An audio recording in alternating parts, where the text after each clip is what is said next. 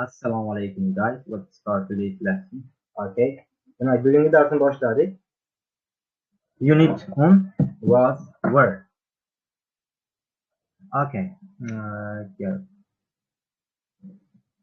Demak, bugungi mavzumiz was were ekan. Bular nima va qachon ishlatamiz ko'rib chiqamiz. Was were degani birinchi tushuncha berib ketay. Was were bu to be ning o'tgan zamoni. To be ning shakli nechta edi? Birinchi darsimizda 3 ta edi. Am, is, are. He, she, itga is, I'ga am, we yuzdagi are ishlatiladi. Bular ya'ni hozirgi davomli zamonlarda ishlatamiz. Am, is, are. Endi bizda was were bor. Bular to be ning o'tgan zamonda ishlatiladigan was bilan were bor. Ikkita bu I'ga, he, she, itga ya'ni birliklarga was, ko'pliklarga were ishlatamiz. Okay? Buni yana past continuousda ko'rib ketamiz. Let's go. Last night. Demak, kecha, now, hozir. Bu yerda nima bo'lyapti? Kechada biz nimani ishlatamiz? Was ni ishlatamiz yoki were ni. Bugunda am, is, are ni ishlatamiz. Misol uchun mana now Robert is at work. Mana hozir mana Robert ishda deyapti. Endi kecha was were ni ishlatishimizda bo'lgan. At midnight last night that he wasn't at work. Kecha kechqurun u ishda emas edi. U yotayotgandi deyapti. He was in bed, he was asleep. Okay? Mana bu yerda ham yozib turibdi. Am, is, are. Am, is bilan bir xil was kelyapti. Birliklarni hammasiga am bu yerda ikkita ishlatyapmiz, chunki I'ga am, he, she'ga is. Bunda hammasiga was ishlatyapmiz. Past yani o'tgan zamonda. Misol uchun I am tired desa, men hozir charchadim. Unda I was tired last night. Men kecha charchagan edim. Where is Anna? Anna hozir qayerda deyapti. Where was Anna yesterday? Anna kecha qayerda edi bo'lyapti. Bu yerda was. Okay? The weather is good today. Havo bugun juda ham yaxshi. The weather was good last week. O'tgan hafta havo yaxshi edi deyapti. Tushundingmi buni? Ya'ni am, is, are ni o'rniga biz was ishlatyapmiz. Was bilan were ni ishlatyapmiz. Faqatgina pastda, ya'ni o'tgan. Are ga were ishlatamiz dedik. You are late. You were late yesterday. They are not here. They were not here last Sunday. Ya'ni was bilan were ni ishlatishda har doim o'tgan zamon bo'lishi shart ekan. Endi positive negative question ga keldik. Positive ko'rib chiqdik, ya'ni he, she, itga was, we, you'ga were ishlatamiz. Endi negativeda, ya'ni not tushunchasini to be dan keyin qo'shamiz degandik. Verbdan oldin to be dan keyin. Xuddi bunda ham shunaqa.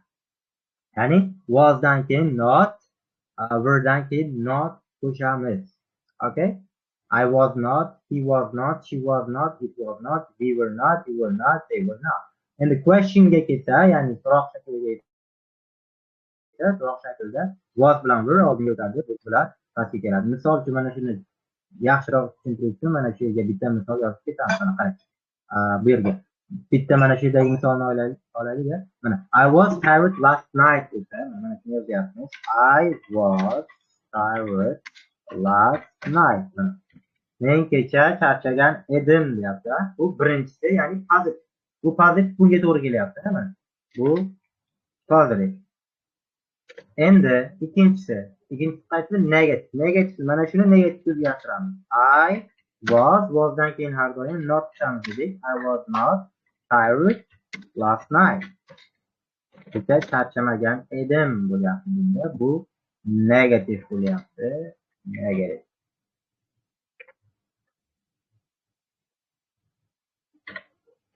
Okay, bu negative. Endi questionda was oldinga o'tadi deyapti. Was I tired yesterday? Last night. Men kecha, o'tgan kecha charchagan edimmi bo'lyapti bu yerda. Tushundikmi endi? Ya'ni was oldinga o'tyapti.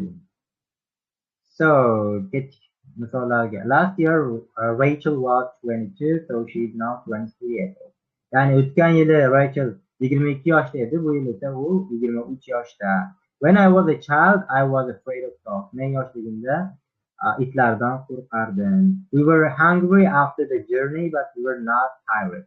Biz journey ya'ni trip, travel hammasi journeyga sinonim bo'ladi. Bir sinonimlarni ham o'rganib ketinglar.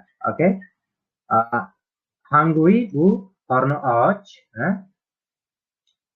qorni och, tired bu charchagan. Mana bu yerda 1, 2, 3 ta yangi so'zlar kelyapti. Bularni ham yozib o'rganib ketinglar.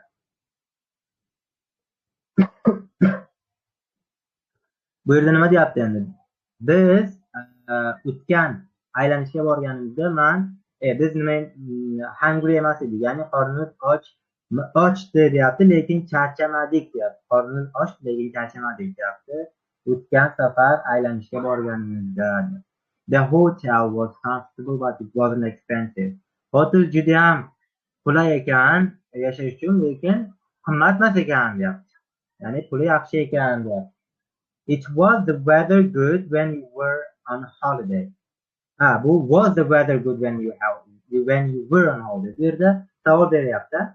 Sen bayramda ekanligingda havo yaxshi edimi deyapti. Chunki was oldin kelyapti. Those shoes are nice. Ular yaxshi. Were they expensive? Ular juda ham qimmat deyapti. Why were you late this morning? Bu yerda ham qarang. WH question kelsa where'dan oldinga o'tadi. Hamma narsada WH question oldinda turadi. Why were you late this morning? Bu ertalab nimaga kech kelding deyapti. Short answersda was, were bilan javob qaytarishimiz shart. Negativda was not, were not. Were you late? No, I wasn't. Was Chad at work yesterday? No.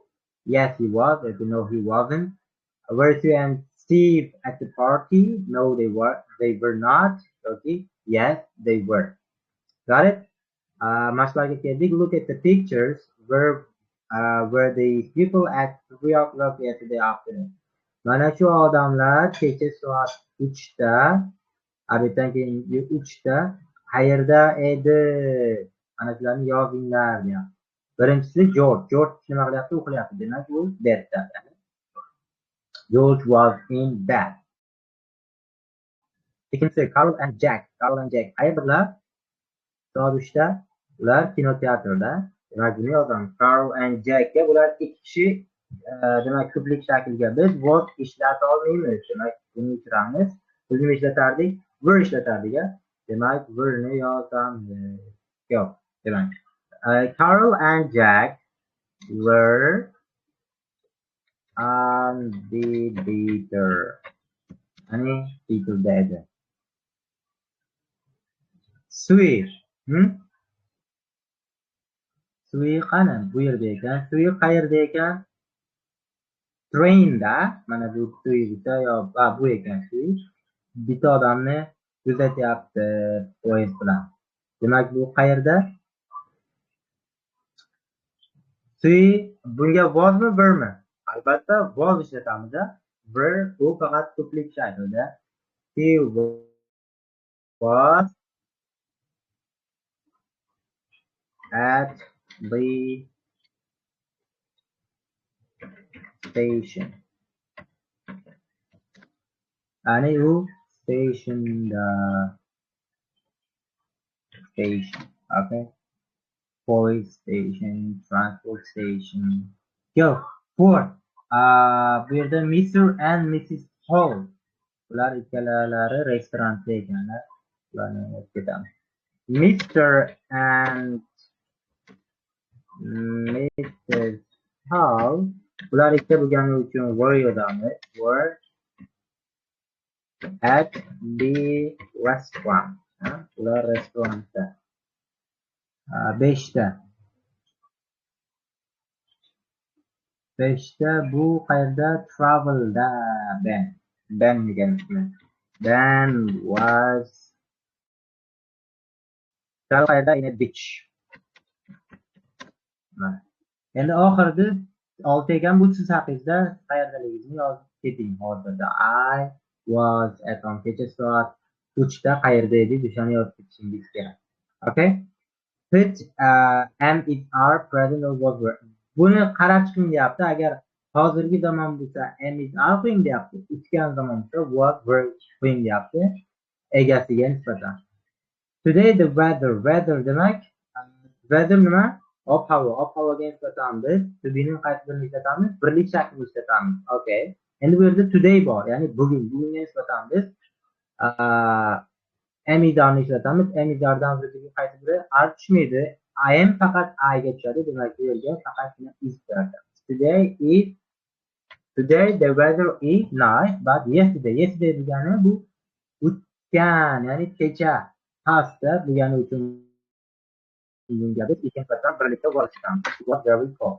I ga nisbatan hungry, I am yoki I was hungry. Bu yerda ma'nosidan kelib chiqamiz. Birinchisida yo'q, endi qaysi birini qo'ysak ham ikkinchisidan topamiz. Can I have something to eat? Ya'ni biror narsa olsam bo'ladimi deyapti. Demak bu hozirgi zamonda bizga I am hungry qilamiz. I feel fine this morning, but I was last night. O'rda o'tgan past bo'lganligi sababli bu yerga biz I ga nisbatan was ni ishlatamiz. I was bo'ladi. 5ta. Were you at 11 o'clock last Friday? Demak last bor, demak bo'ldi. Lastdan keyin demak biz bu yerda you ga nisbatan were ni qo'yamiz. To'g'ri bo'lib ketadi. Don't buy those shoes. Bularni sotib olma. Demak bu hozirgi zamonda they are bo'ladi. I like your new jacket.